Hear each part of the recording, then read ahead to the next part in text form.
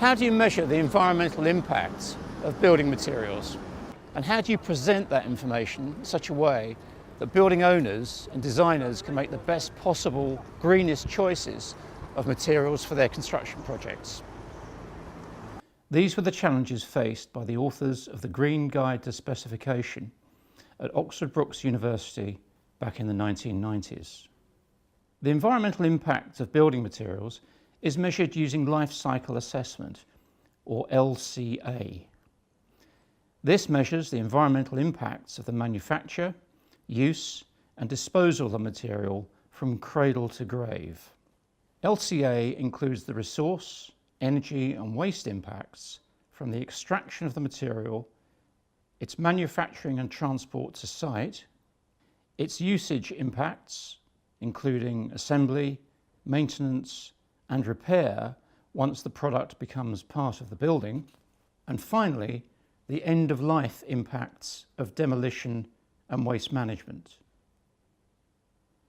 But life cycle assessment is complex, and the data used would make little sense to the non-expert.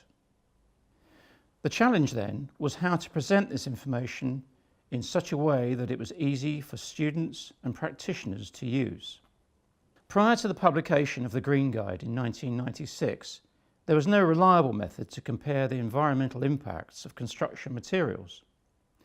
The designers of Green Guide at Oxford Brookes decided that if they could first collect environmental impact data for each commonly used material, arrange it from greatest to least environmental harm, and then divide this range into 3 subgroups, the reader could see at a glance which materials performed best, those getting an A rating, and those which were worst, those getting a C rating.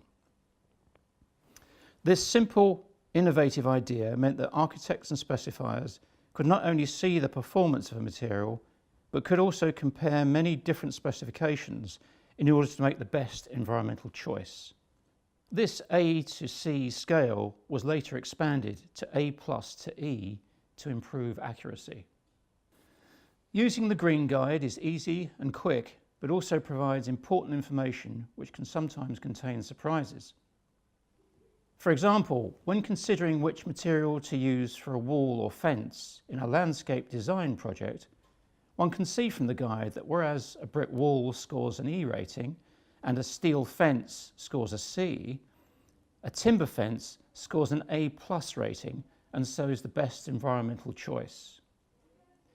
Despite a brick wall or a steel fence lasting longer, their overall life cycle impacts would still be greater than that of a timber fence option over a 60-year period.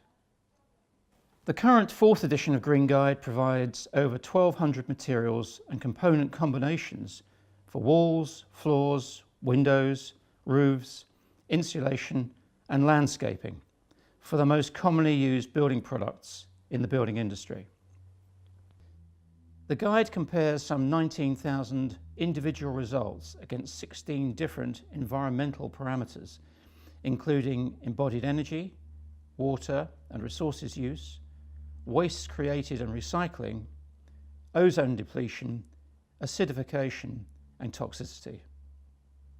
Being part of the BREEAM programme since 1998, Green Guide has been used to reduce environmental impacts for over 538,000 recorded construction projects, with a further 2.2 million projects registered and awaiting certification worldwide.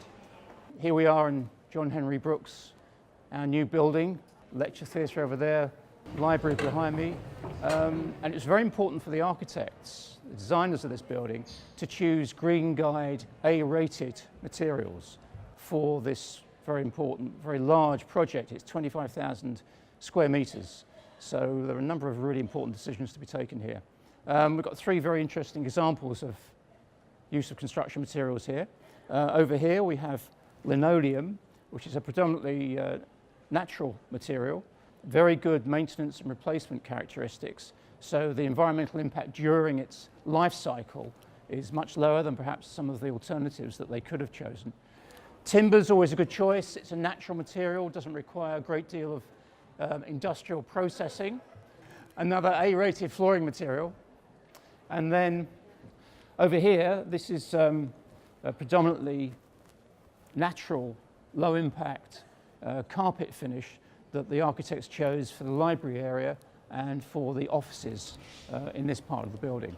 So 3 very important decisions which have hopefully lowered the environmental impact of the building overall. The materials chosen using Green Guide ensured that the building is healthy and used the minimum amounts of energy and resources, thus helping to protect the planet's ecosystems.